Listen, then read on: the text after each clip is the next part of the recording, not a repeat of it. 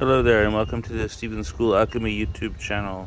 I'm working on my Alchemy wet path with iron pyrite. This is called the metal assisted path of alchemy.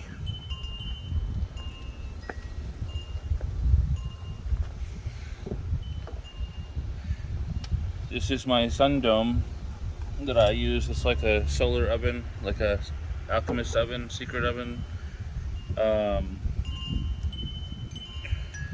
What it does is it does coagulation by distillation, and so it's a solar distillation, like an evaporation. Basically, this is my microcosm. So here we have my extracts. This is a two-vessel method.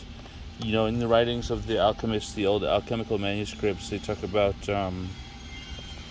you know, some of the paths require one vessel, and some say it's easier if two are used. So here you can see I've got two vessels. This one's dissolution, that one is coagulation. Solve et coagula, dissolve and coagulate. Over there I have a cast iron mortar and pestle. That's for grinding.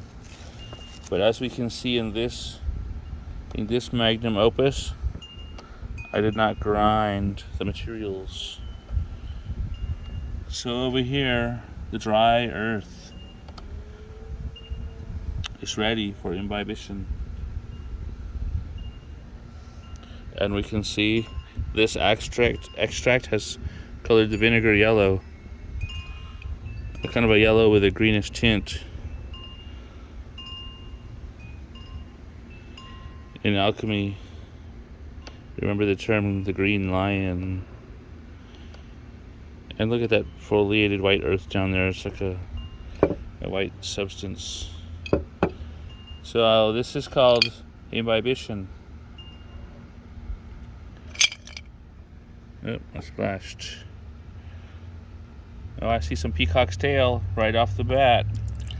I see some peacock's tail. Hopefully that'll show up good in the camera. It's like a thin film floating on the surface.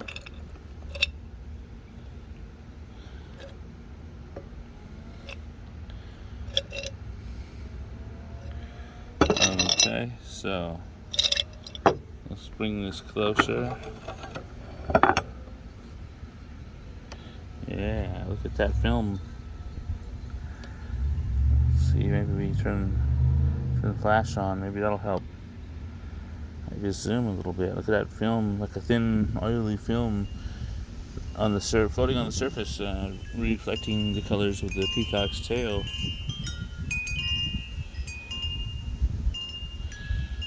All right, so the wind wants to blow my piece of saran wrap away. So hang on to that.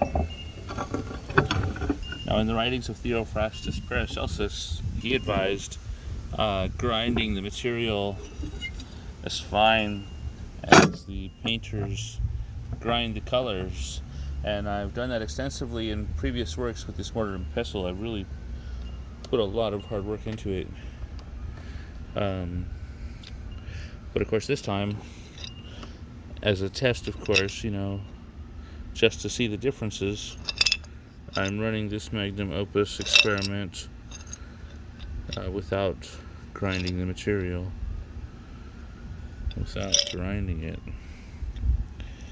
Just try to let the menstruum do the work.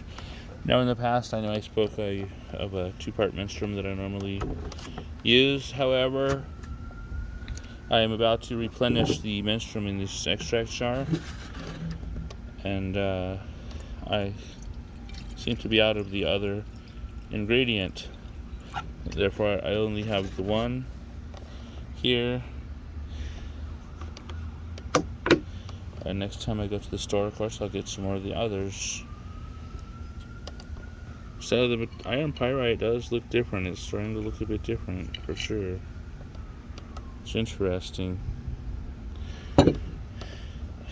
And there's that peacock's tail, thin film reflecting the colors floating on the surface in there. Turn the flash off. Hopefully it'll show up in the camera through the cover of the sun dome there. And I'm gonna put this saran wrap cover back over the extraction jar. Now I do this to keep dust, insects, debris out, but it's a light covering. It's not on there very secure, so that if expanding gases in here can find vent, so that the glass does not crack, because I have seen the jars crack before. Right, so I'm not putting a rubber band on here. It's just a light covering to keep the dust and insects out.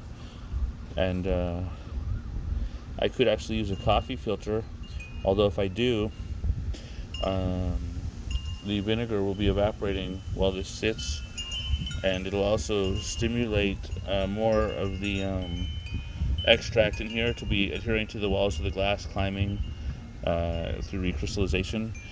So what I'm going to do is I'm going to get a Sharpie, and I'm going to change this number 9 to number 10, so that when I come back at a later date, I'll know that I'm on the 10th imbibition, because we just completed the 9th imbibition in this material over here.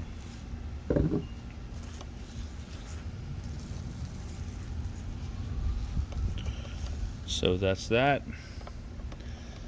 Now the sun, this is a little bit later in the day, so the sun has gone over the top of my house here, so my little work table here is not in the sunlight right now. It is rather warm though, and the sun dome is so efficient it actually doesn't have to always be directly in the sunlight to work.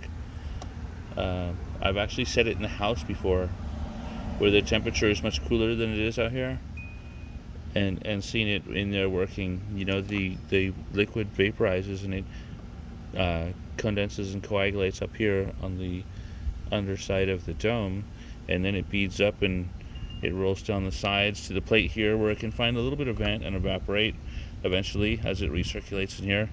Some of it finds its way back in the bowl, but a lot of it out, and as time goes by it just coagulates down to dryness in here. This is an efficient little solar oven for alchemy work. It coagulates and brings the matter to dryness without burning the matter.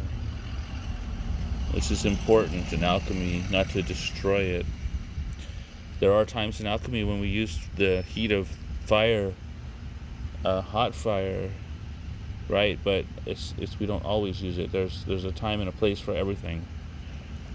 And right now we are not yet to the time and place for that 4th degree of fire, the heat of open flame in the crucible, in the oven. So